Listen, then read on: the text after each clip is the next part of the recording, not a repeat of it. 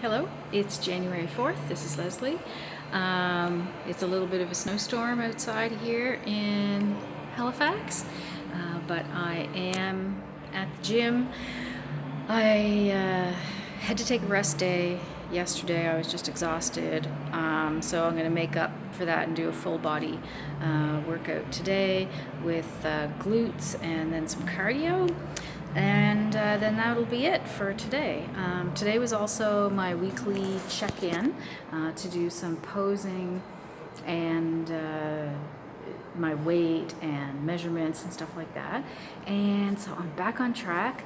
The little blip up that I had in my weight and my measurements due to the Christmas time and stuff like that, I see, that's all gone. So, which is good. I suppose I could have done better and not have had that up blip happen, but whatever. My mother's pie was worth it. Anyhow, I hope everyone has a good day, a good workout today, and I'm about to go blast some glutes and abs, and then possibly I'm going to have to clean off my car. Have a good one.